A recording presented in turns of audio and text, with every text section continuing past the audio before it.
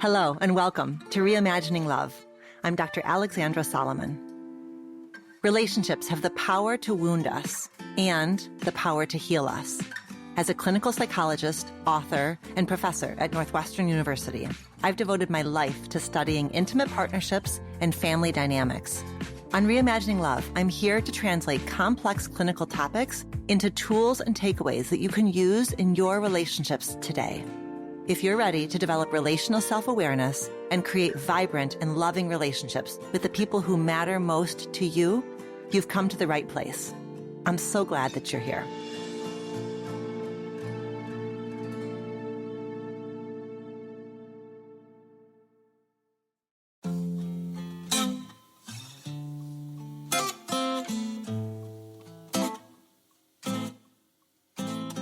Welcome to another episode of Reimagining Love. I am so glad that you're here. My wonderful guest for today's episode is Daniel Maté, a Brooklyn-based musical theater writer. For his music and lyrics, he has received the prestigious Edward Kleban Prize, the Cole Porter Award, and the Jonathan Larson Grant. With his father, Dr. Gabor Maté, he is the co-author of the recently published New York Times bestseller, The Myth of Normal: Trauma, Illness, and Healing in a Toxic Culture, and the forthcoming book, Hello Again, a fresh start for parents and their adult children, based on the popular workshop of the same name. Daniel's father, Dr. Gabor Maté, is someone that you have heard me mention before on this show, and is one of today's most well-respected addiction and trauma specialists. So you know that I loved connecting with Daniel face-to-face in the studio. Daniel Maté is certainly multi-talented between his musical gifts, his written work, his workshops, and so much more. And in this conversation, we really dove into the work that he and his father have done together in their Hello Again workshops, which focus on cultivating and updating the relationships that adult children have with their parents. And as someone who has guided thousands of students, clients, and readers through what I call the love template interview, I know the tremendous healing that can come when parents and adult children take the brave step of seeing each other with fresh eyes. I'm so thrilled to delve into this topic with Daniel as he discusses what he and his father have learned through the workshops about intergenerational healing, as well as reflections on his own relationships. Let's get right into the episode. Hi, Daniel. Thank you so much for being here. Hi, thank you. Should I call you Alexandra, Dr. Solomon? What do you prefer? You should call me Alexandra. Hi, Alexandra. Thanks for having me. It's special to create a conversation like this, but it's extra special today because we're in the studio together. I get to look at you, not a screen of you. So thank you so much for making this aspect of our conversation possible by being here in real life. I'm thrilled that it worked out this way. As most therapists, I have been following your dad's work for many years, and it has been really influential around how I and my colleagues think about the intersection of trauma and addiction and intergenerational patterns. And now the newest book, The Myth of Normal, is a project that you and your father did together. And it really is, I know that the general public has known of your dad's work, but this is really the first big push outside of the clinical world into the general public world with this new book, which is just doing beautifully out in the world. Yeah, it sure is. I mean, his stature has grown in a kind of grassroots way since the publication of his previous book, In the Realm of Hungry Ghosts, which I think was 2008, 2009. It was published by his longtime publisher in Canada, Knopf, and he's always a bestseller in Canada. It was a much smaller deal in the United States when it came out. But then there was the Democracy Now! Interview and the Tim Ferriss interview, and he started finding, the internet started being his friend. And I guess he's been sort of a viral success in the sense that people all over the world, including places that he hasn't even gone to speak, have found out about his work. So, and then culture, I think, caught up with what this book is about, and so people were really ready for it. Now, even I didn't expect that we'd debut at number 5 on the New York Times bestseller list. I really didn't.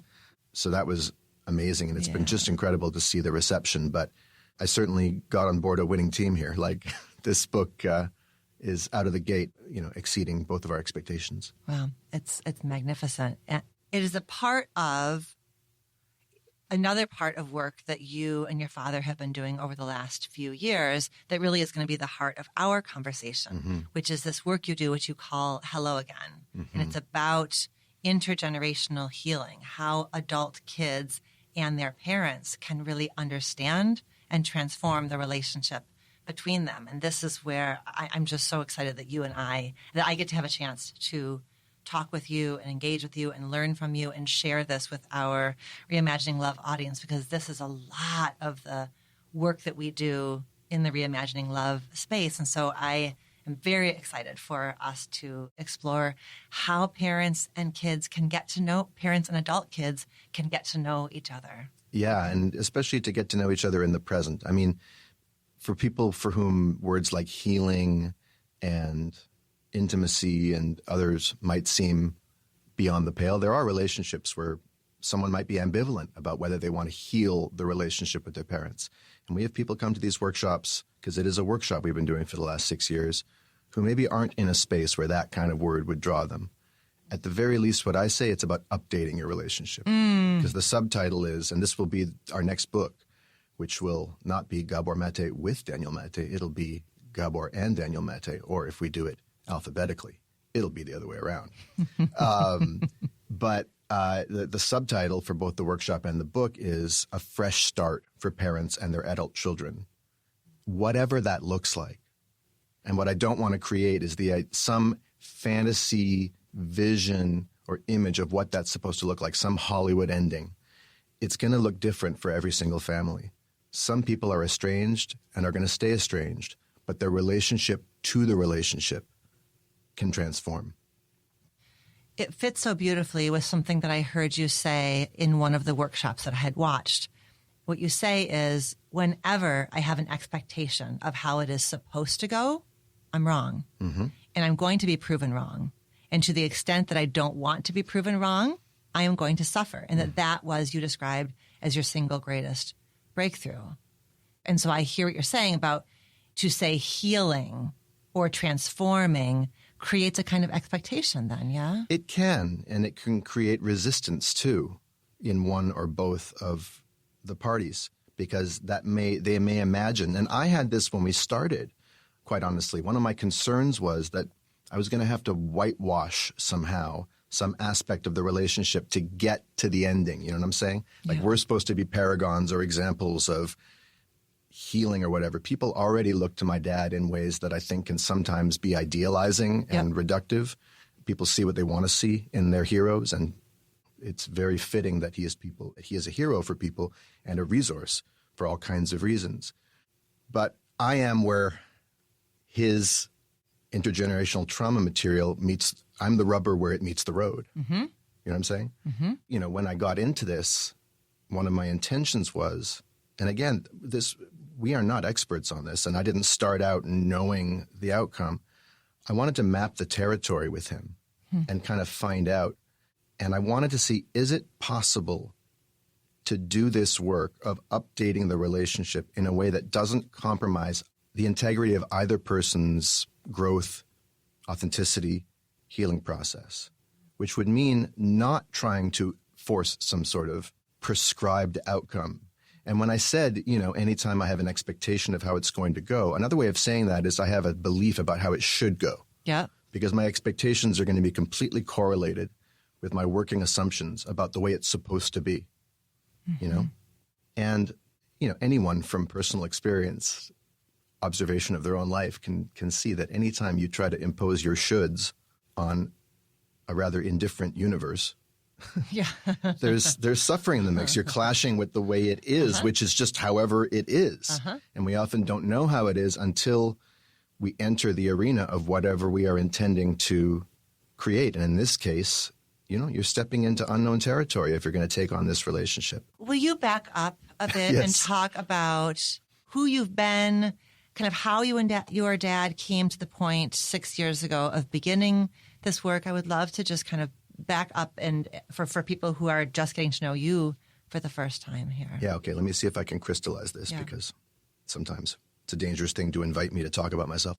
I was born and raised in Vancouver, British Columbia. I'm 47 years old, and I have a psychology degree from McGill University that I never used, and that actually culminated in me dropping out with a kind of nervous breakdown because I was completely alienated from my studies. I much more wanted to be doing the plays that I was acting in and directing and the songwriting that I was doing on the side, emphasis on the side. And it took me 10 years later, after a 20s spent pretty listless, depressed, and resigned, and still doing my artistic pursuits, but on the margins of working odd jobs, that I finally realized, you know what? I'm not a psychologist. I was never meant to do that degree, or maybe I was, but only so I could learn something about myself, that it's important to emphasize what I love. And what do I love is music and theater. And at that point, late 20s, I looked around, found a graduate program at NYU in musical theater writing, of all things. And I didn't consider myself a musical theater fan, but I loved all the components of it, music and theater and storytelling. And so I went to New York, got that degree, lived there for another 10 years, have been writing musicals ever since. I've won some awards for my musical theater lyrics and music, something I love very passionately. At a certain point, I left New York and had a marriage misadventure back out in my hometown of Vancouver, which lasted exactly 2 years to the day, at least the married part of it. And that fast-tracked a whole lot of other catastrophic learning seems to be my MO. Like that's the way I learn, you know, I learned through cataclysm in my life, and I wouldn't trade it in, actually. It's pretty unpleasant at the time and it rocks you, but you get a good distance in a short period of time when everything falls apart. And I've had a lot of things fall apart, and they always come back together in a way that I'm grateful for. So then there was the aftermath of that. And then more recently, about a year ago, I decided, you know what? Musical theater is back online.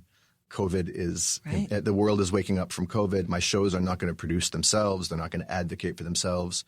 And I had an experience just over a year ago where I was in a Mexican immigration detention center, essentially jail, for 3.5 weeks, including getting COVID for 15 days in there, which extended my stay because I had overstayed my visa. I was living in Mexico for the year with my then girlfriend, and we got some bad legal advice, and I was waiting to get double vaccinated so I could go back to Canada without having to quarantine forever. Long story short, I got randomly apprehended and put in this very adverse and unexpected situation. And for me, an incongruous situation. That's not supposed to happen to someone like me. Yep. I'm in there with 600 other guys from the global south to whom they probably expected this to happen at some point in their lives. Yep. They're trying to make their way northward to the United States, and I'm the only gringo in there. And my nickname was Canada. That's what everyone called me. So I was kind of a curiosity. It wasn't entirely a horrible experience. At the time it was. But looking back, again, another one of these catastrophic learning opportunities. But what I'm getting at is that while I was in there, the thing that kept me sane, the thing that kept me connected and grounded to some future on the outside, which is not a phrase I ever thought I would use, was my musicals. I would pace the yard. Again, another phrase I didn't expect to be saying. Sure. Kind of singing my shows to myself and reminding myself I created that, and that's precious to me. And if I was to die without having really fully committed to that again, you know, having left it behind when I got married, having been afraid to go back, if I was to die without having returned, like Luke Skywalker returns to complete his training with Yoda, you know, if I was to die without having done that, that would be the regret of all regrets. And so I just decided very, very spontaneously, I'm moving back to New York. And I got in my car and I drove, and I've been there since last November. So that's where I live now, and that's what I'm up to. Plus, I'm now a co-author and I'm talking to people on shows like this about a whole bunch of other things. So, you know, life is currently exploding outward in all kinds of exciting but uncontrolled and unpredictable directions. It's really clear to me. I mean, as I sort of get to know your work and how you bridge, well, what's clear to me is that you bridge the world of your art, your music, and your theater with the world of the work that you're doing with your father and then sharing with all of us so that we can learn from that work, right? Like I just, even to the literal level of, I've watched you give a talk where you're integrating song lyrics and you're using the evolution of your own song lyrics Right. to describe the evolution of your relationship with your father. So, at that level, but it also is that you bring, we all get to benefit from the ways in which your devotion to your craft and your art then helps you make sense of everything that's happening in your life and your relationship with your dad, that then becomes teaching. Like, the two of you are using your relationship as a teaching tool in a way that's very unique and powerful. Yeah, well, I can't tell you how moved I am actually to hear you say that, because that's always been my prime. There's a concern nagging in my head. It's that, you're split. Like, you do all these different things, but what does it all amount to? Like, and so it's like multiple personality imposter syndrome. That there's nothing coherent about you. And I've recently started debunking that for myself. I feel much more coherent, but to hear that something cohesive comes across in what I do, and certainly, throughout this book, my writing style, my way with words, my lyricist instinct, my love of pop culture. Any pop culture reference in this book more recent than Great Balls of Fire was me. Takes some of us a long time or a certain amount of time to get to that place, but to have a sense that there's a unified purpose behind what we do, even if we are polymaths, even if we do a bunch of things. And I wouldn't have it any other way. I'm not built to do one thing inside of one institution. I love the diversity, but it's so important to me that it come from one source, and that you can see that is very gratifying. I hear that kind of both and, right? The both and is, this is my truth. This is who I am. I am all of this. But in the and being, I have concerns about, is it multiplicity or is it fragmentation? It's so clear to me how they inform each other. And I imagine how, as any artist does, I imagine how there was healing through your art, right? That then allows you your own self-growth and development that you've done through your art then helps you even have the possibility of doing this work with your dad that so many of us couldn't imagine doing this kind of work with our own parent. Yeah, I'm a little agnostic on the question of the connection between my art and my healing. I might have to get a few decades down the line to look back. I do know that it's not automatic. And so I'll just, as one example, back in my early 20s, I was trying to style myself as a singer-songwriter in the mold of Ani DeFranco. Confessional, personal, aggressive guitar playing, lyrics that really catch your attention, sort of an exegesis of the most difficult things in one's life, but with some humor and some wit and some edge. And I made an album called Through These Parts Alone. And the cover was me sitting cross-legged in a field about 100 yards away from the camera, like just a tiny little speck almost. A perfect artistic expression of how I had felt through most of my life. Isolated, alienated, special, but not in a good way. And there were songs on it about all kinds of very personal things, including an angry song of emancipation from my parents, which was anything but emancipatory. It was actually really an expression of how unextricated I felt from the relationship, just how fused we were, but it was like demanding freedom. And I made this album and I imagined putting it out in the world. And again, this is what, when you don't inspect what you expect, you're going to be in for some shocks. And I expected that I'd put it out in the world and people would be raptured and I would feel liberated. Yeah. I couldn't even get most of the CDs out of the boxes. They languished in my parents' basement, mind you, for years. Meaningful. I did do some shows and people responded very, very well, but some part of me was embarrassed. And it was like I was giving away too much. Now, when I moved to musical theater, one of the nice things about that is I can put my words in other people's mouths, other characters, other actors who have better voices than me, different genders, different races, different ages, different temperaments. So to see myself to ventriloquize myself, if that's a verb, out into other people's voices was really helpful. And then I was able to write songs about people who were in search of healing. And I was able, I think, to communicate things that other people found healing to hear. I can't say that as I did that, I gained like healing points, like one would in a video game or something like that. Like, but that's kind of how I would have liked it to have gone. Like health points, Yeah. It's more that it increased my sense of living true to my purpose or my vocation in the world or what I'm supposed to be doing. And that's healthy or healing in some, like if healing is the movement towards wholeness, well, one part of wholeness is a sense of doing valuable work in the world. So that was valuable.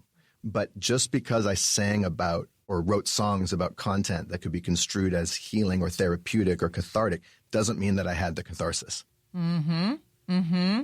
Again, it's a nuanced thing. But that said, I think life has just forced me to heal, whether it's artistic challenges, interpersonal challenges, romantic challenges, family challenges, existential challenges. The healing comes from sources I don't expect at times when I would rather be doing something else. Yeah. But again, I'm not driving the bus. It's life has a curriculum, and these days I'm just trying to get with it. When I'm watching you and your father do this work, I am so deeply identified with both of you. I am, just right around your age and with an aging parents, and forever kind of examining, reflecting on who I am to them, who they've been to me, the degree to which the relationship can be updated towards what end. And I'm also at the very same time at that really tender part of having emerging adults. We have a 20-year-old and almost 18-year-old. Mm-hmm. And I had a moment as I've been sort of reflecting on this conversation that it's like, for me, I'm so in touch, as your father, and I want you to talk about this. Your father was so in touch with all of the ways that his trauma shaped the space between the two of you in a way that ultimately left you with a particular set of challenges. And that is, I suspect and project that will be my children's. Like I had a recent experience with our daughter where she was going through something, and I was, in my mind, I was helping her debrief and make sense of something that was painful. And she said, "Mom, I hear how very deeply you want this to be your fault." And it's not, right? But that is so I feel like I'm so identified with all of these roles and that sort of middle space of my own having been parented and parenting. But you speak really exquisitely about the dynamic between you and your father, where he was so verbal with you around his trauma and how he imagined his trauma then shaped you. Well, that's the key right there, how he imagined it. And I'll say we might be around the same age, but our lived experience is very different because I haven't had kids. Not because I don't think I'd be good at it, not because I haven't on some level wanted it, but because whatever my traumatic imprints are, they've or maybe just life. Who knows why anything happens or doesn't happen. But relationships haven't been something that have gotten to that point, including my marriage, contrary to what I expected, once again. But yeah, I mean, so but what that means is that in this work with my dad, I haven't developed the other perspective. Like you can see it from both sides, right? I still only see it from the adult-child perspective because I'm not a parent. So I'm very much in that. I'm not at all torn between two different roles, which has its upsides and its downsides. There is something extraordinary about having a father who, when you're 10 years old and you come home crestfallen because you're having social difficulties, will sort of matter-of-factly explain that you have a hard time reading social cues and have since you were very young, and it probably has something to do with the stress in the home when you were young, and that has to do with both his Holocaust trauma and my mother's childhood trauma and their unresolved things. Being a precocious kid, my brain was always racing to catch up with the above my level information. In the formulations, right? Because that's how I stayed close to him. Now that was the trauma. Or that's one piece of it. The grinding of my own gears to try and stay au courant, to stay with it and on top of it and even ahead of the game and smarter than my smart as hell father. Right. And he's said to me that I might be the only person he's ever met who's smarter than him. Well, there's a reason for that. It was forged in the fires of Mordor. It was, it had to be that way. Yeah. I just recruited some of my inborn gifts to try and get me through a very unpredictable, emotionally volatile, in some ways emotionally undernourished environment. One of the things that I've really realized, especially since we started doing this workshop and this Hello Again work, and I think it really kickstarted it, is his version of events will not avail me. Ultimately, I have to get in touch with what it was like for me. Yes.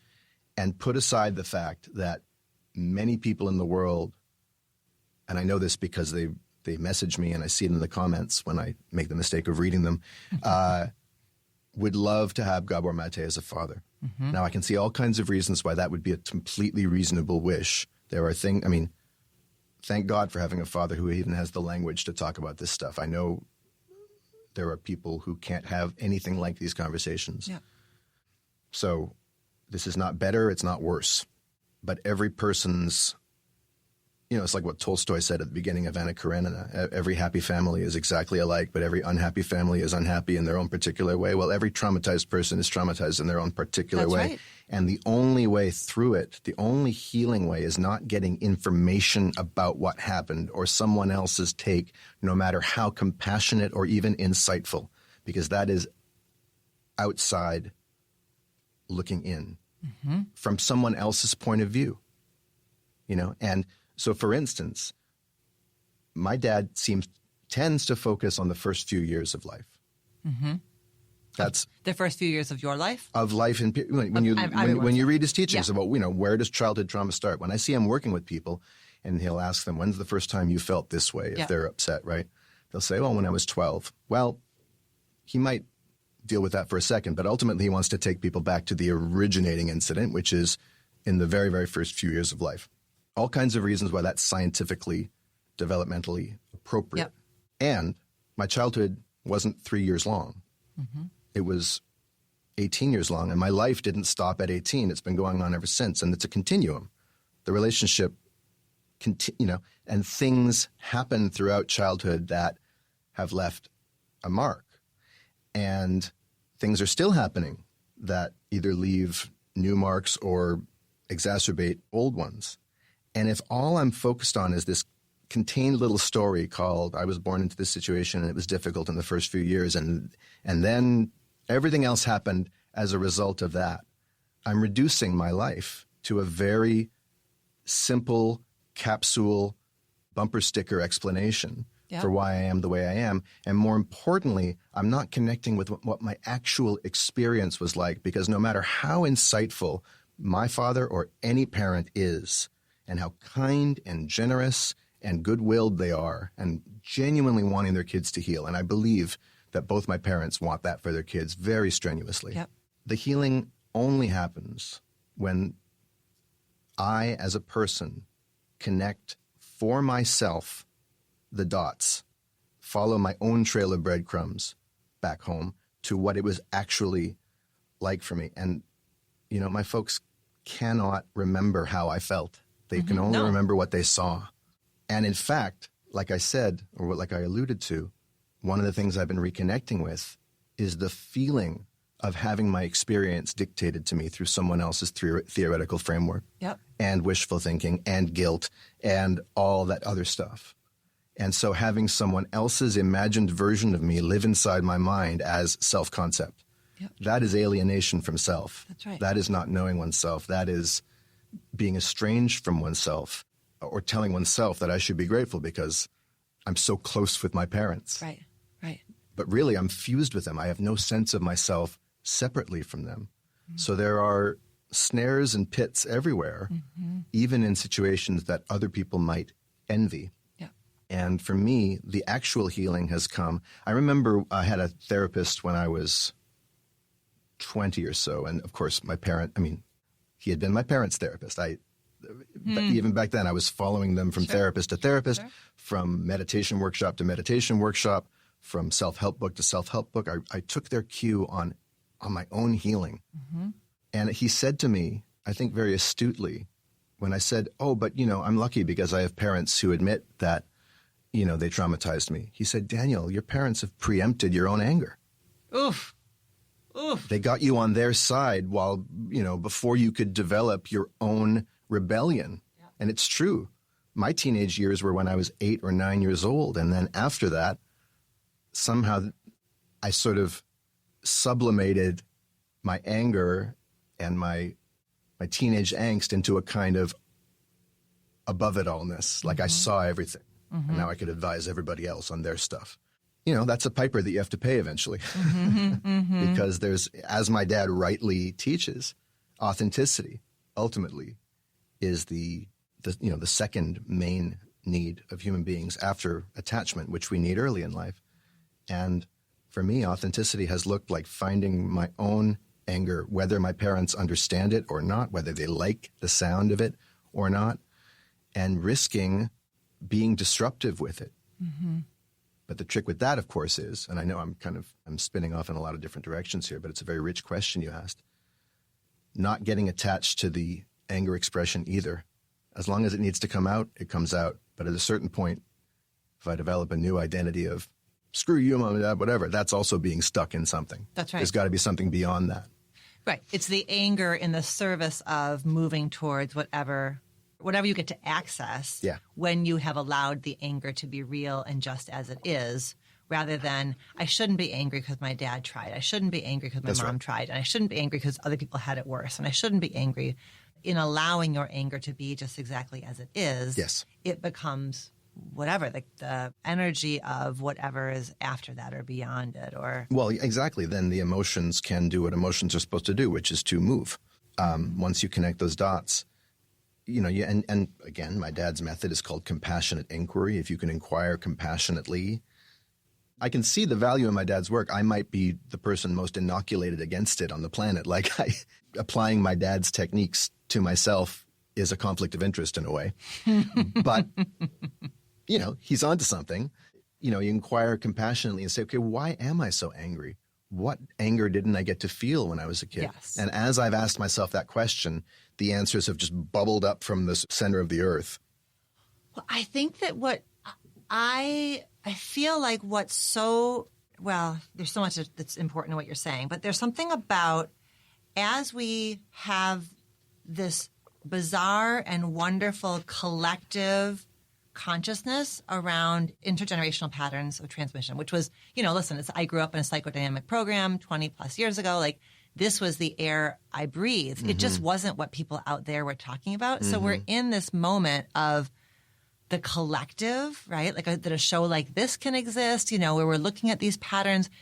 We're onto something at a larger level, which means that now parents are going to be far more awake and tied into. Yes. So there's going to be many more Gabor and Daniel Maté sort of families. So I think that's what's so important is that you're providing a template for, okay, parent, you are deeply aware of your own growing edges, your own blind spots, what you had not healed and integrated when you were raising this child, and be really careful about what you do with that. Yeah. It's a subtle and really important variation on a theme that is, the story we hear very often is my parents were checked out. My parents didn't ask. My parents were addicted. My parents were abusive. It's a different kind of story, but I suspect it's one that we have a whole cohort of parents coming down the pike who are deeply aware and at risk of being paralyzed by and at risk of projecting onto their kids all of this kind of formulation that we can now do because of.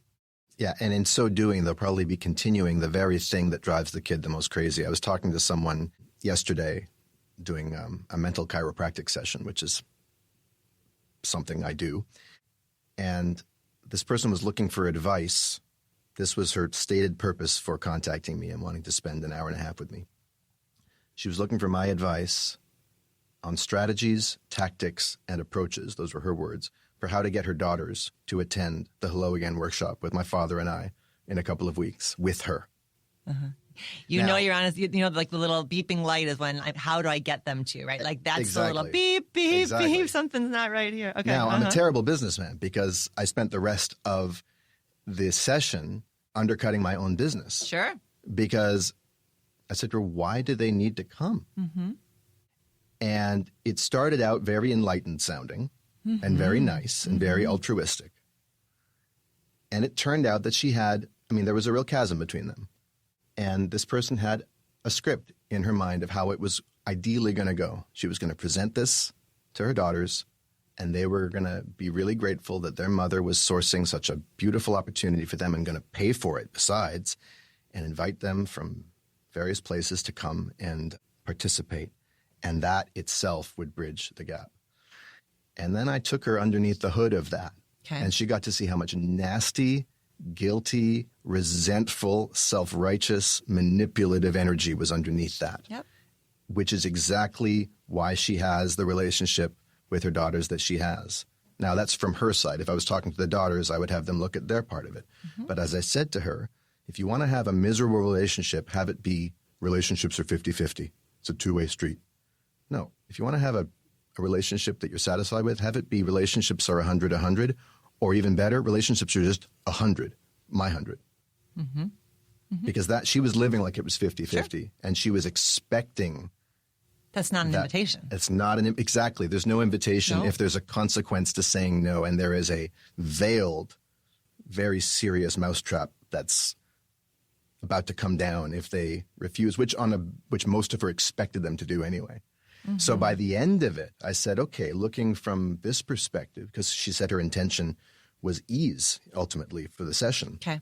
I said, okay, well, looking from a perspective, now that you've seen everything that you've seen, and now that we've chiropracted all this, and you can see what's going on under there, from the perspective of maximum ease, if you want to increase ease in your life and in the relationship with your daughters, what do you think there is to do about this workshop? She said, book my plane ticket and book my own ticket for the workshop. And I said, cool, and what are you going to tell your daughters about it?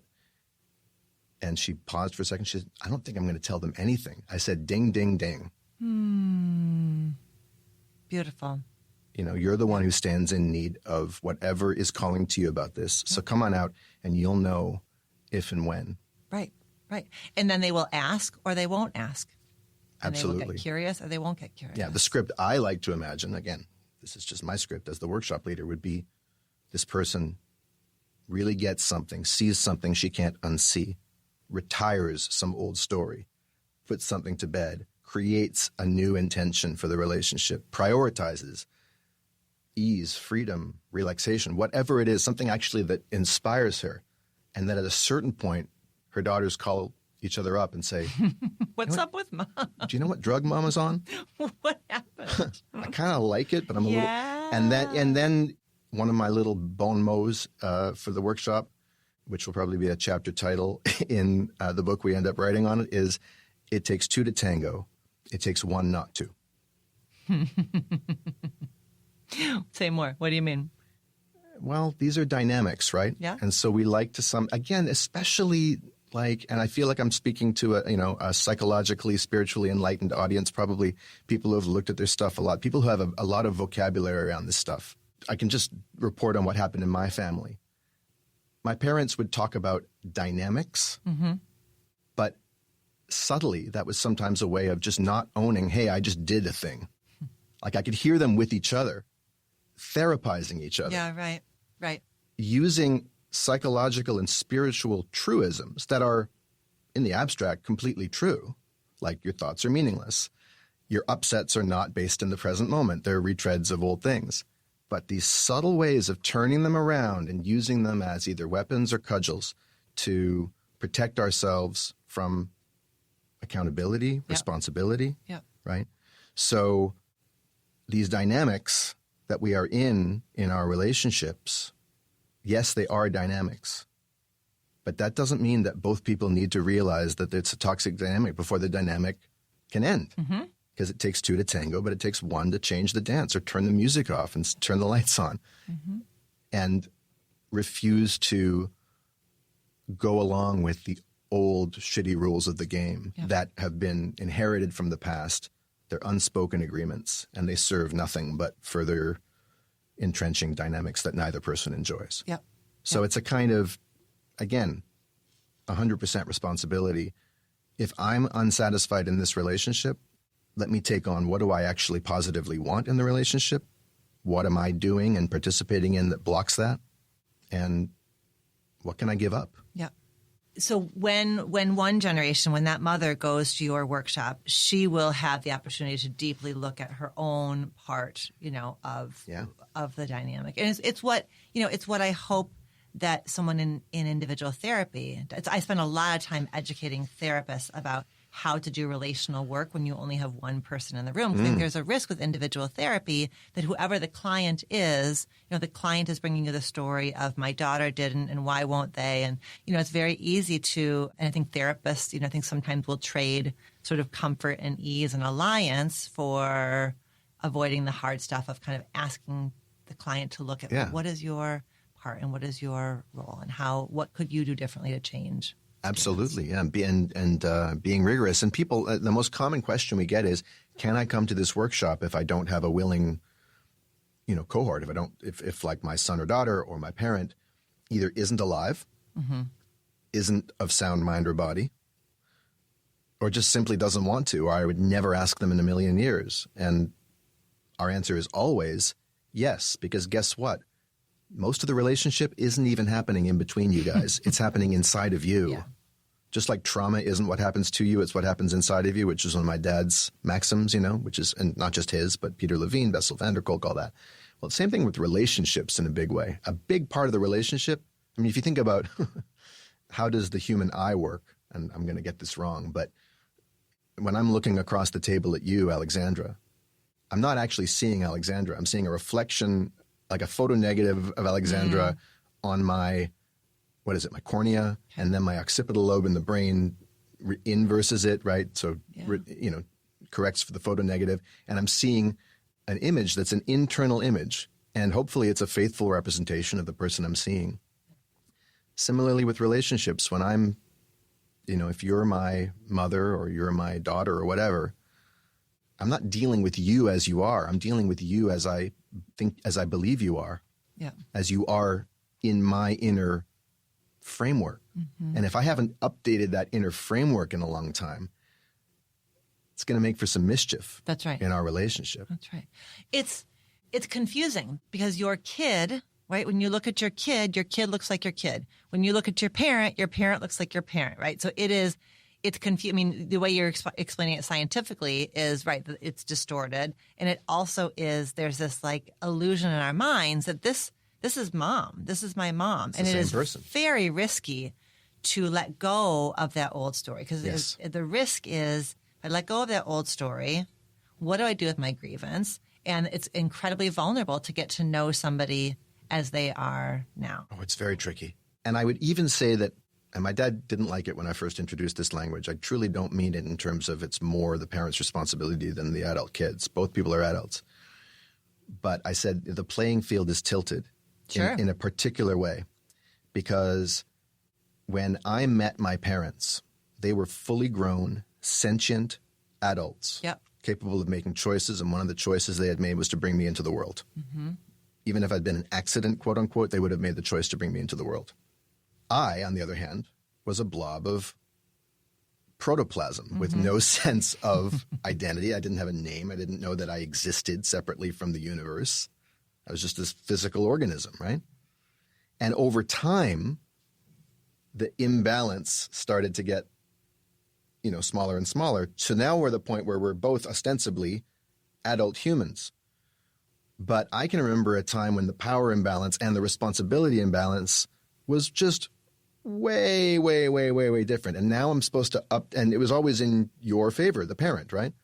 So now I'm supposed to update my operating system, and you have the same voice, and essentially it's the same nervous system, just several decades down the line. And so there's that kinesthetic response between my body and your body, your voice and my voice. Like when I hear my voice, honestly, I don't think I've ever told anyone this. When I hear my dad giving interviews sometimes, and he's talking the most compassionate, truthful, beautiful, healing material. The content is absolutely beautiful, but there's something about the way he says a particular word or bites into a word or maybe he's saying it with a particular kind of indignation or passion, like when he's talking about how medical schools don't teach trauma, you know?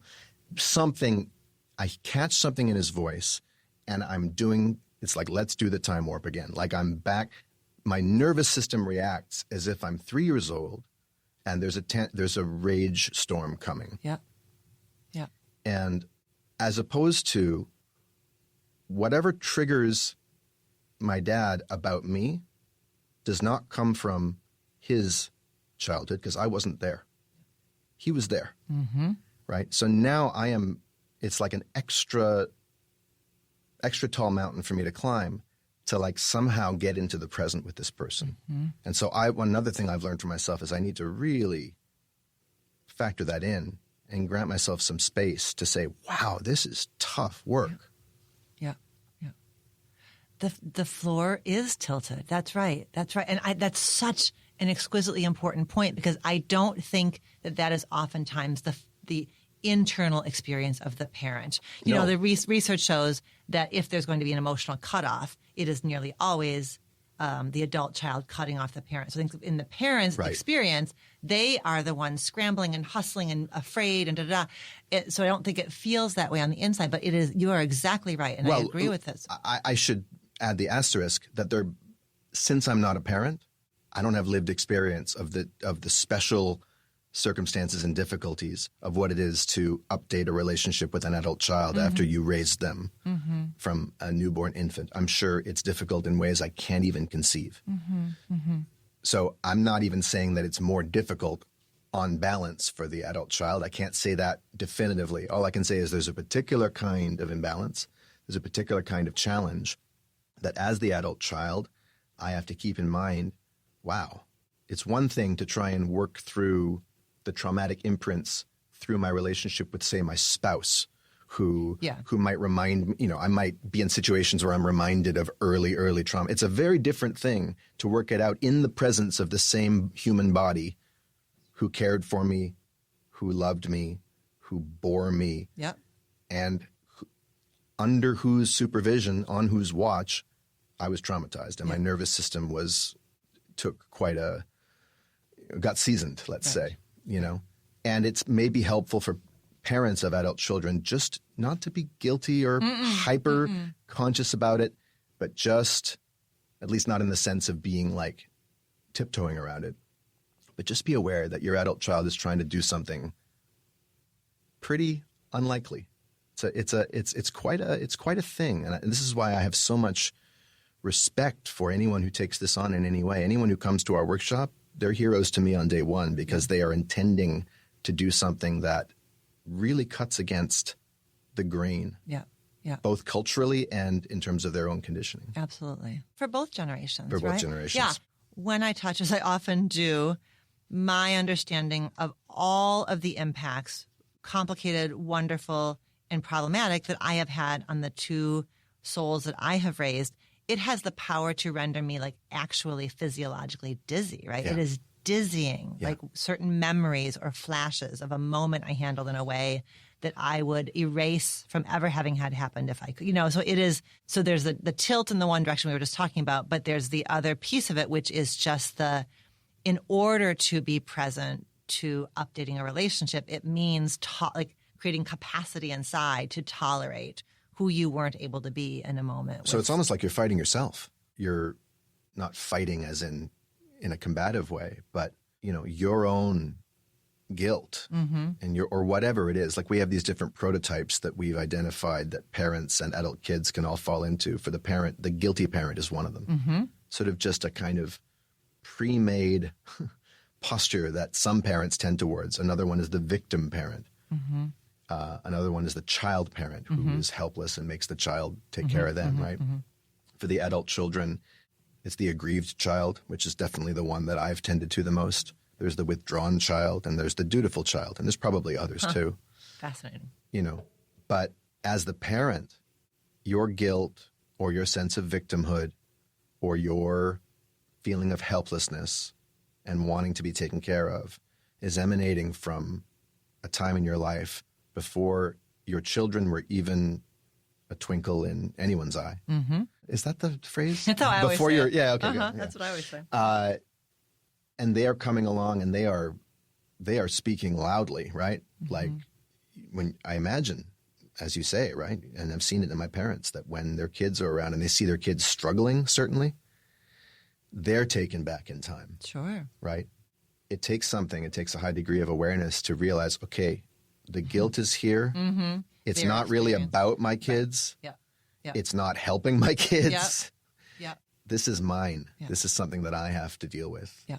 It's right. It's the two pieces. It's the piece of when my child struggles, it often mirrors a struggle of my own. Very good. But it's also the piece of when my child struggles, it is not that hard to draw a line from that child's struggle to some inadequacy, blind spot, neuroticism inside of me. It's that dual, at least for me. And I very clearly am the guilty parent prototype. Right. For sure. And or when guilt comes up for me, I am brought right back to my childhood when I felt guilty all the time. Right. And then I'm angry and resentful and I want to push that guilt away. And whoever it seems to be making me feel guilty is now the bad guy. I mean, I will say. Needs to be different. It needs to be different. Right? And, Be and different. It needs to be different so that I I don't feel this way. Yes. Grow up. Heal already, damn it. Right. Heal. Right.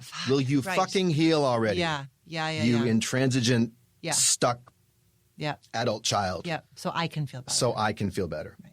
But actual compassion is not wanting someone to feel better necessarily. It's wanting someone to feel whatever they're feeling and trusting that better is on the other side of it. You know what I'm saying? Like wanting to, even with a friend, of course you want them generally to be happy, right? But if someone is really deep in the middle of grief, you wanting them to feel better in this moment would not be the kind of thing.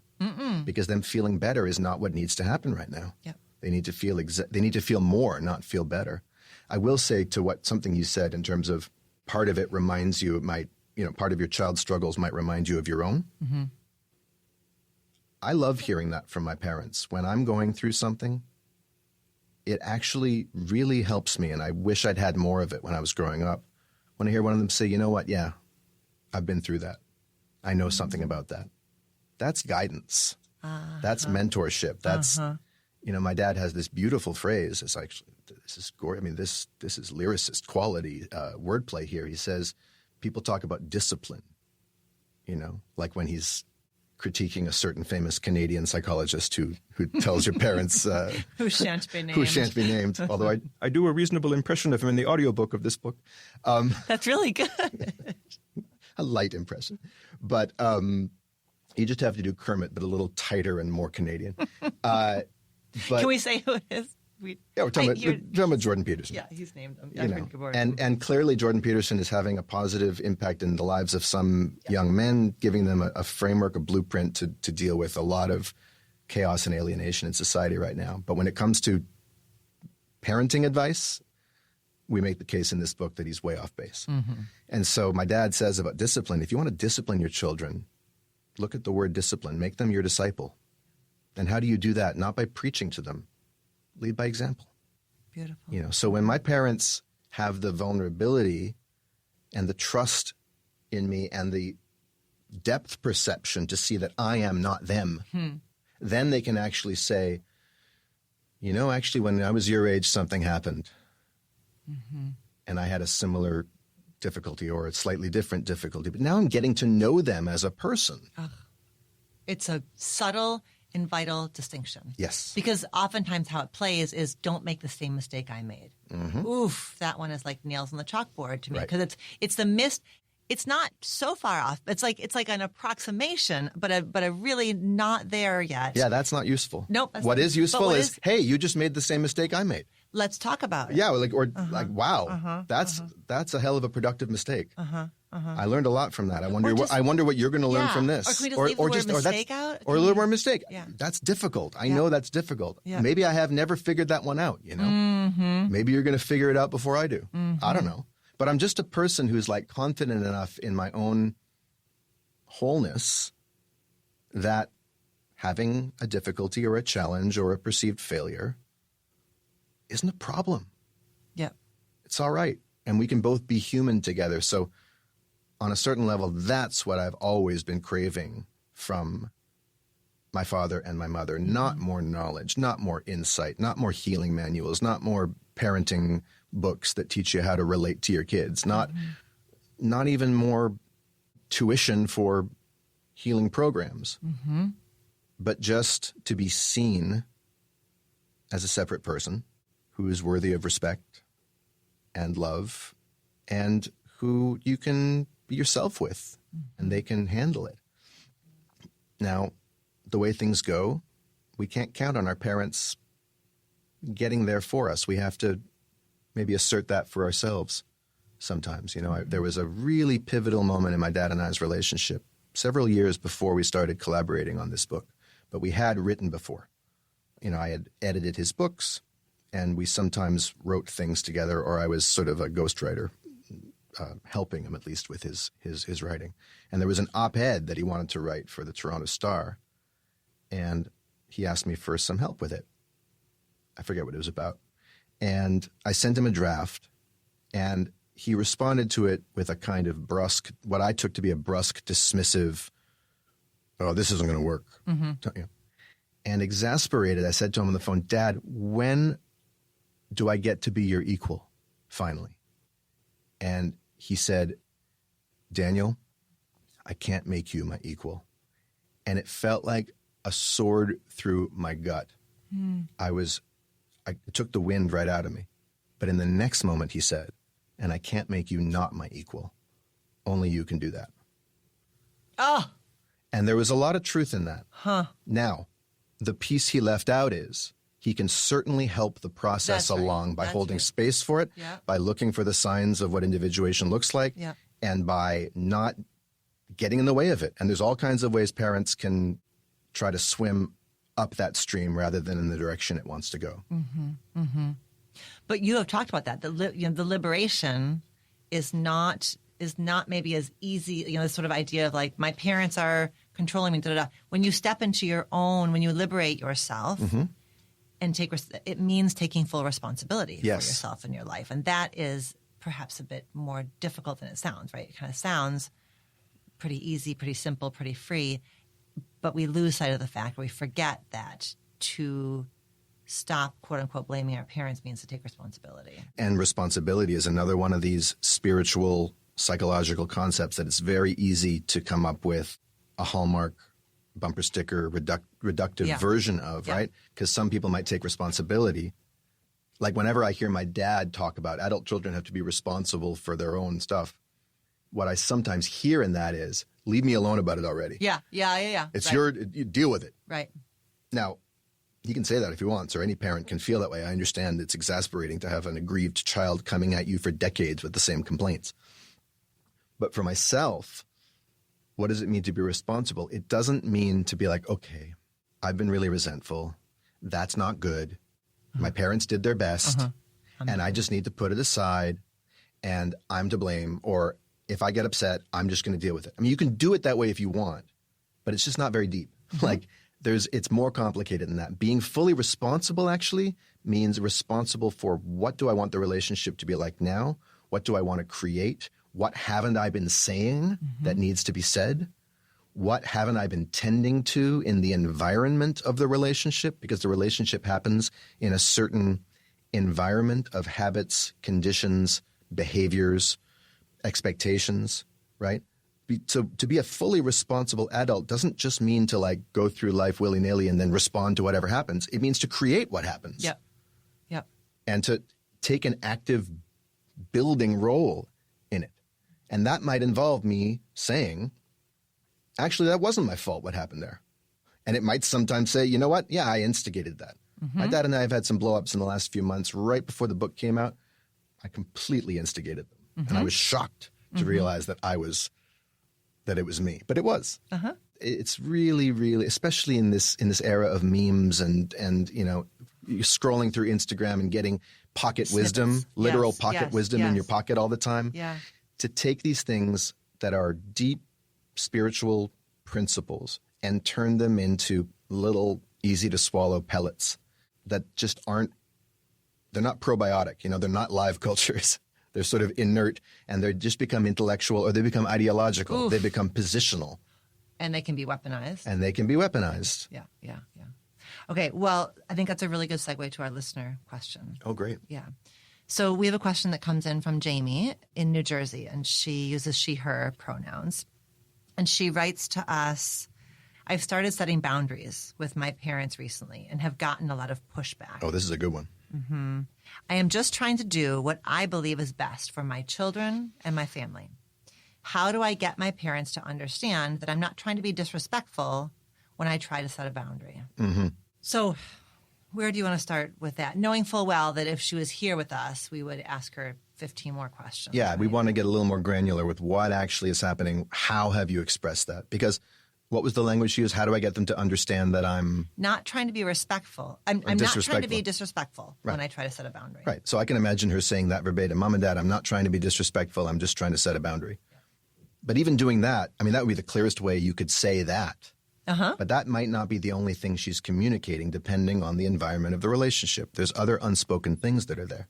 And their parents might be hearing something very, very different. So her question is a really good one. I think what I'm hearing her say is, how can I set this relationship up in a way that doesn't overwhelm me and that doesn't violate what I need, that gives me what I need, but at the same time doesn't put my parents on the defensive and doesn't leave them feeling hurt and disrespected and discarded. So I'm going to say something that I don't know how this will go over with people listening. And if it fits, great. Leave it aside if it doesn't fit for you. Because for some people, this concept of boundaries has been really transformative and important, and people are working very hard at it. So I don't want to undermine that work. I will say, however, that of all the catchphrases out there and sort of popular meme concepts, I meant meme, like M-E-M-E, like memes, meme-ish, but funny that I said meme because it is meme. Mm-hmm, mm-hmm, mm-hmm. Of all of the dumbed-downable concepts out there that have become part of the pop psychological vocabulary and are like narcissism is another one. Don't even get us started. Everyone's on a that, narcissist. Right? Everyone's a gaslighter. Yeah. You know, R.I.P. Angela Lansbury, who starred in the movie Gaslight, that actually where that term came from. Boundaries is a huge one. Now, boundaries in and of themselves, the concept of boundaries, nothing wrong with it. Mm-hmm. It's very good. But it's very easy to take the concept of boundaries and turn it into Great Walls of China. Mm-hmm. Reify it basically into something solid, immovable, and very, very unconducive to having a relationship. Mm-hmm. Now, if it's a movable boundary, okay. But the word itself sets up, to me, images of border checkpoints and crossing from one territory into another. And it's like defensive. It's like I'm guarding against violations or transgressions or trespass. It's like it's a security measure. Yep. Now, if you've lived your life having your boundaries transgressed and trespassed upon, damn right you should set some boundaries. And you should learn how to do that with people in your life and just people in the world. And so generally as a psychological fortification step, it might be very, very important. Here's how I think about boundaries. Think of a border, which is another, synonym for boundary, a national border. Not to wade into, immigration politics here, but I am speaking as an escaped or deported inmate from an immigration facility. Countries have different immigration policies depending on different internal conditions in that country. Now, there's also racism and bigotry and xenophobia and all that other garbage that goes into immigration. But in a perfect world, even the most enlightened country might at certain points have stricter boundaries for immigration if there was a massive infrastructure deficit in that country and massive unemployment and people who wanted to work on the railroads or the highways or whatever. Mm-hmm. At that point, we might say, okay, we're going to tighten the boundary a bit. Until when? Until it's not so costly to us to open it up. And then we can open it up because we have this other value called openness and inclusion and welcome and amnesty and all those other things. So it's conditional. Yep. It's dynamic. It's dynamic, dynamic boundaries. Mm-hmm. Now, dynamic boundaries is a little clunky as a pop psychological phrase. It's not as easy to meme. Mm-hmm. So the word I prefer is conditions. Mm-hmm. Because the beautiful thing about the word conditions is it has two meanings, both of which apply. Number one is, what are the conditions under which I thrive in this relationship? What do I need to be true environmentally? Like when I walk into a room, I assume there's going to be enough oxygen for me to breathe. Mm-hmm. If there isn't, it's a non-starter. I'm not walking into that room, or the minute I do, I'm getting out. Mm-hmm. The conditions are not right. The conditions are not right. Mm-hmm. They're not fit for the kind of experience I want to have, which is to say, a living one. So similarly, in a relationship, over time with experience, I've learned that certain conditions are more conducive to me enjoying being around my parents. It might be time limits on how long we hang out. It might be certain places or restaurants that seem to work better for us than others. It might be frequency of calling, all kinds of stuff. It might be that we don't talk after a certain hour. One condition my father and I have is we don't talk when I've been smoking pot. Uh-huh. He hates it. Uh-huh. He just doesn't like dealing with me. Now, I used to take that personally. I no longer do because I can see it. Our personalities clash. There's something in me that gets a little pugilistic and it wants to be playful, but he doesn't want to play that game. Yep. Okay, cool. So that's just an agreement we have. Mm-hmm. That's not a condition under which we thrive. Yep. Nothing wrong with him, nothing wrong with me. It's just a conditional thing. And that leads to the other meaning of the word conditions. And, when you're doing a negotiation, you set certain terms and conditions and agreements. So you're talking about the environment and you're talking about the agreements between you. And so to bring it back to Jamie's question, which I hope I can do now that I've swung out that far in that direction, I'd say to examine what's the energy with which you're setting these boundaries. Where's that coming from? Are you expecting that your parents will understand the language of boundaries in the first place? Right. It's also a generational thing. That's right. It for sure is. And do you want to be ideological about it, or do you want to be related with them as they are? Mm-hmm. What's a non-jargonistic way that you could say that? Mm. It might be something like, hey, Mom and Dad, first of all that boundary stuff, I get that didn't really land with you. Maybe you weren't clear what I meant.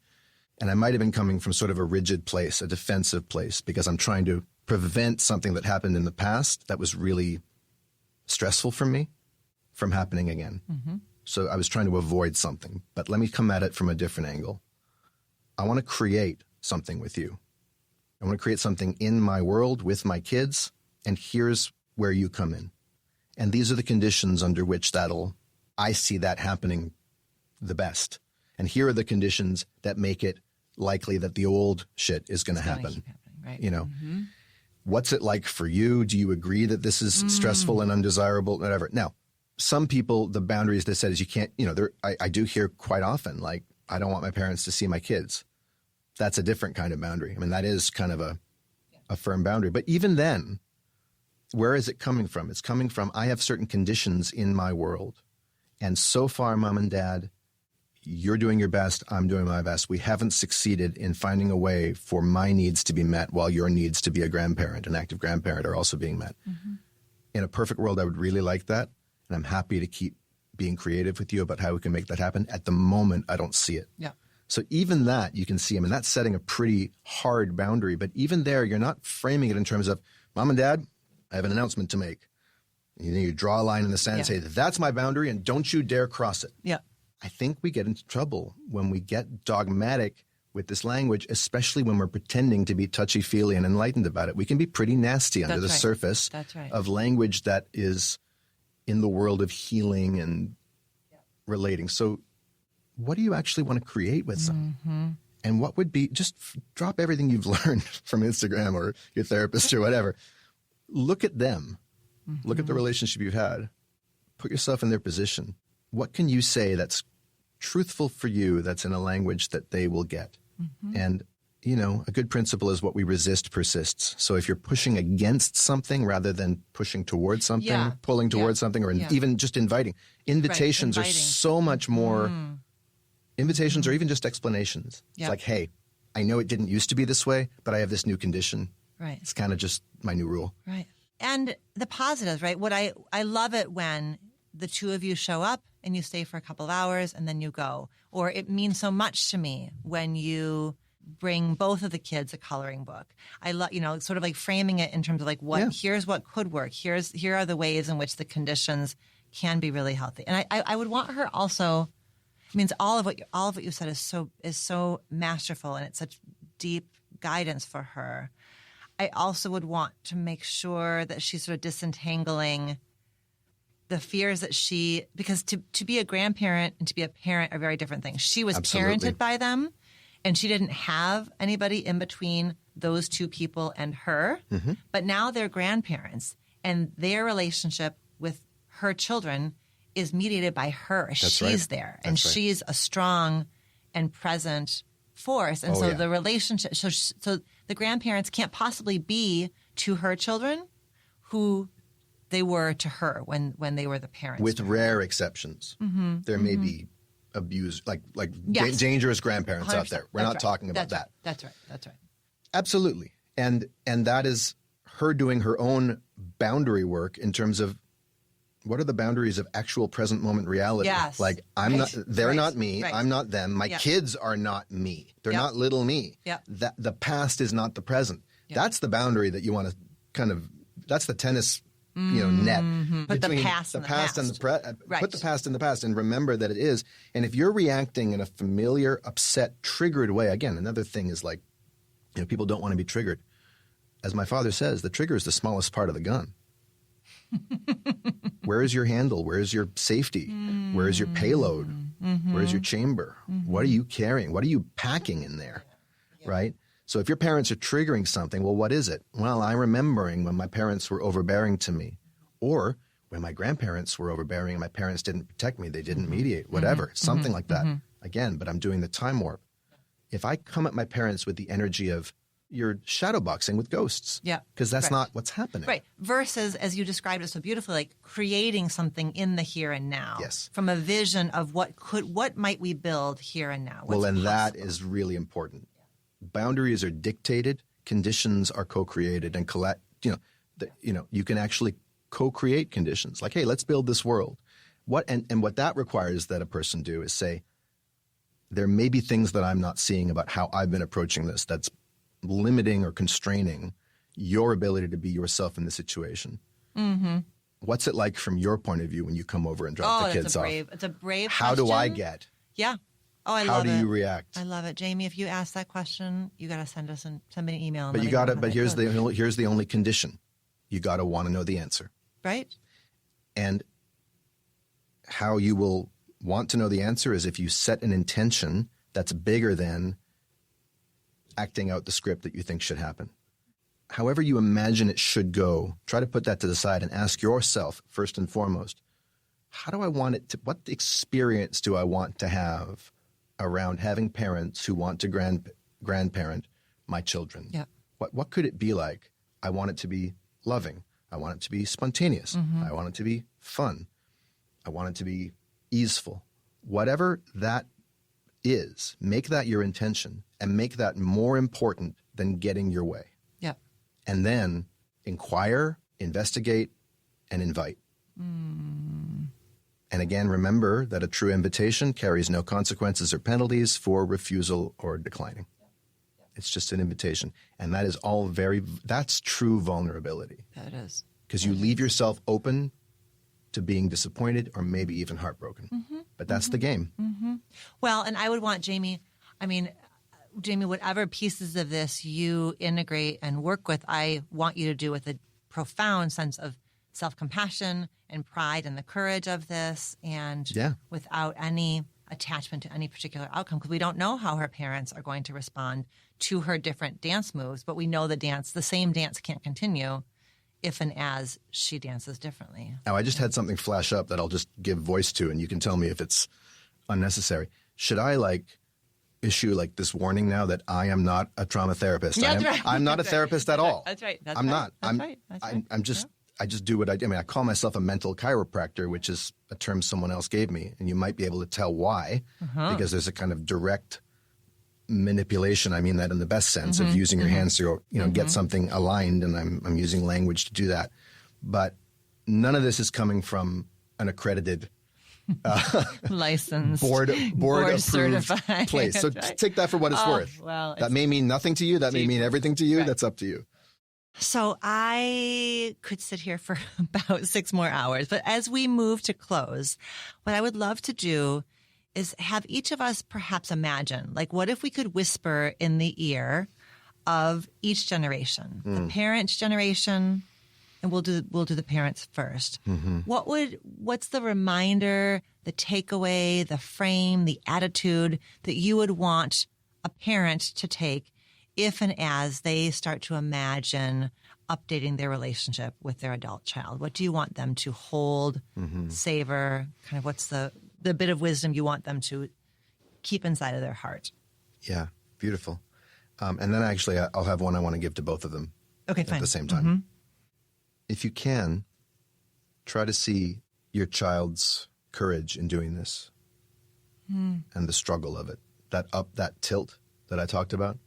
Not that they have it harder than you, not that you should feel sorry for them, but they probably more than you are still in the process of figuring out who they are in the world. Beautiful. Right? At least they've been at it for less time. None of us are ever really done with that, but they've been at it for less time. And in some ways, the stakes may be higher for them because their life is still less formed than yours. It's still, they've got more time left. All else being equal, statistically. Which means that they're in a very deep and difficult process of becoming themselves. And that their challenge is that they are doing that in the face of the headwinds of the conditioning that they are carrying. And much of the conditioning they are carrying was incurred in your presence. You don't have to look at it like you did it to them, but you were present. You were at the scene, And the fact that now they are both trying to become more themselves and that they want to strengthen or update, at least refresh their relationship with you is a remarkable paradox. That doesn't have to be a paradox. Maybe the two go hand in hand. They may time warp at times. You may remind them not of someone else. You may remind them of you at some point. And just remember that that's not an indictment of you. That's not an indictment of you now. It's not an indictment of you back then. But they may not be able to help it. So if you can not take anything personally, I'd say if anything, it's more incumbent on the parents in the mix to not take things personally. Ideally, the adult child doesn't either. But just to remember that your child is navigating through a kind of phenomenological thicket of, it's a hall of mirrors. You know what I'm saying? What's real? What's in my head? Is that my real parent or is that my internalized parent? Is that my parent now or is it my parent back then? They are trying to bring a whole lot of different things into one clear focus and then figuring out how to be about it in a way that has integrity for them. That's a mighty challenge. So if you can honor that by not making it about you when it's not, you'll be really helping things along. That's great. The thing that I would want the parent to hold on to is just to be in their own community, like to have their own allies, so that because it's a lot to metabolize. And so the risk, if I don't have the people to kind of metabolize and process and integrate this with on my own, I'm much more at risk then of kind of it coming out sideways back at my kid, which is going to only have the opposite effect of pushing them away when we're trying to hold open the possibility of an update. So making sure that the parent has got their people, their community, their allies, their crew, at least one person who can bear witness to how courageous the parent is being. That's it, right. You might not get that acknowledgement from your kid because they're too busy dealing with, you never needed them to see you as courageous. They needed you to see them as whole. So just remember that slight difference. And you're not exactly equals. No. As we say in the book, in a sane, non-toxic culture, parents would have support from the very beginning. Children would be raised in a village. It's probably a little easier for parents as adults to get support dealing with their adult children because you can just talk to a friend about it. Anyone else who's a parent. I think that's an excellent piece of advice that you just gave. I never thought of it, but that's obviously that'd be a great resource for people. Okay, what do you want to whisper in the ear of the adult kid who is imagining taking the risk of getting to know the parent in front of them instead of the parent that they have been carrying around? Mm-hmm. Well, this is what comes to mind. This may not sound the way I mean it, so I'll try and explain. You don't have to do this. You really don't. Mm-hmm. Someone at our book launch in Vancouver raised their hand and asked a question. You know, we had to say, okay, no more questions about parents and adult children because we're here to talk about the book. But it was good that she said it. She said, I really need to heal my relationship with my parents. How do I do that? I need to heal it. And I looked right at her and I said, no, you don't. You don't need to. You want to. Something in you is really desperate to. Own that. But you certainly do not have to. This is one of the interesting things about this topic. One of the reasons I think we've really happened upon a brilliant brand and niche. No one talks about it.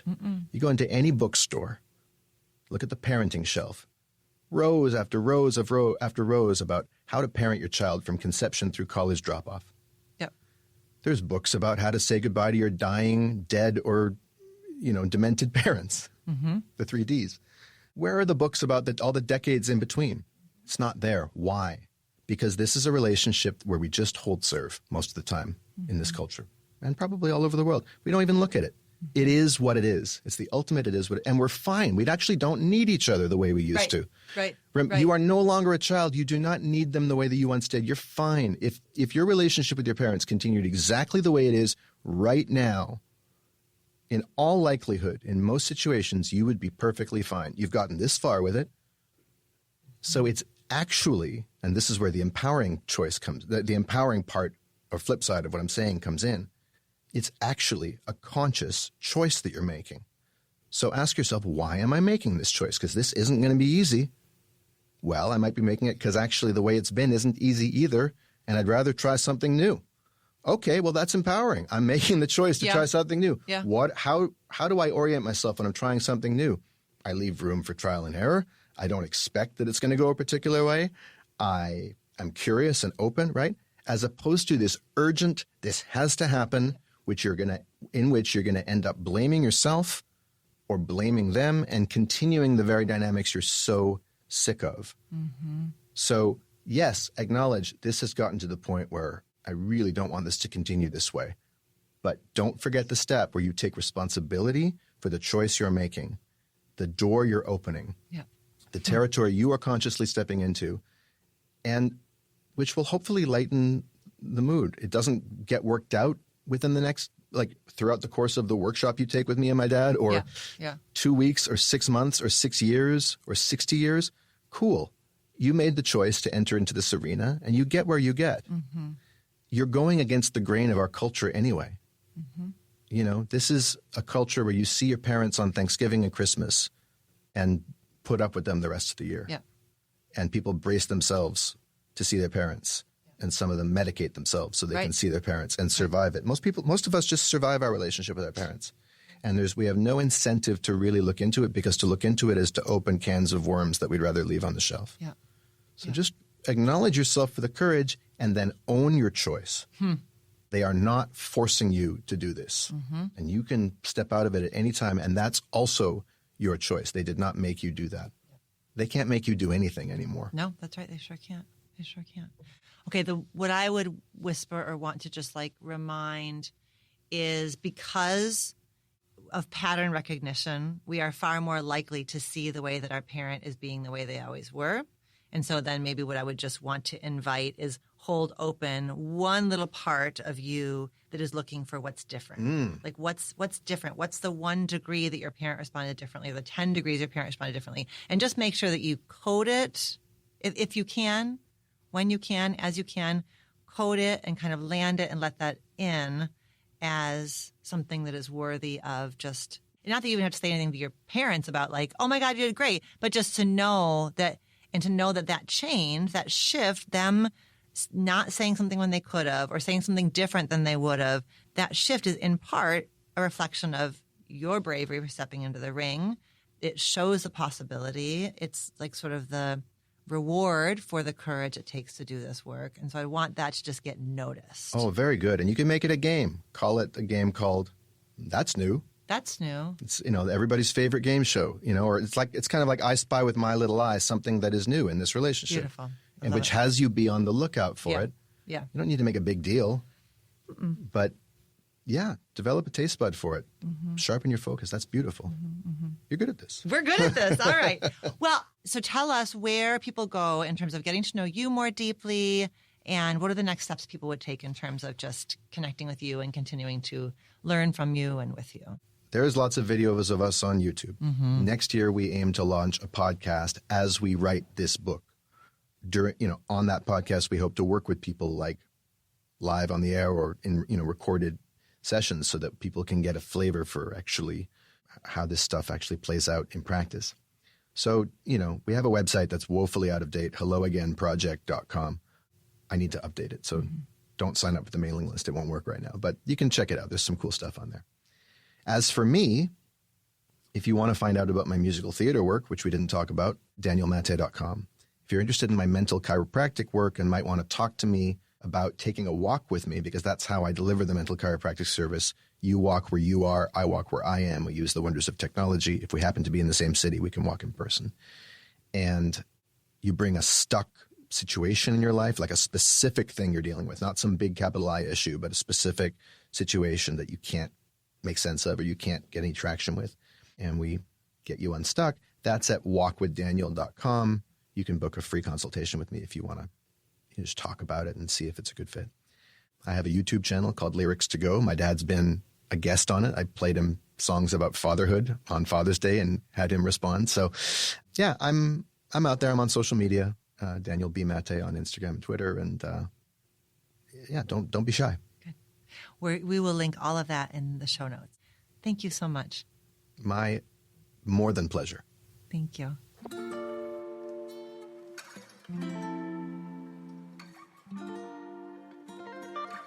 Thank you, Daniel, for joining me for this rich and thoughtful conversation. I know that this is a topic we can all connect to in some way. And I hope that if you're listening and if you are curious about digging more deeply into your relationship with your parent or with your adult child, that this episode empowered you to take the first step of getting curious about the possibilities that lie beyond what you've always experienced in that relationship. You can connect with Daniel and learn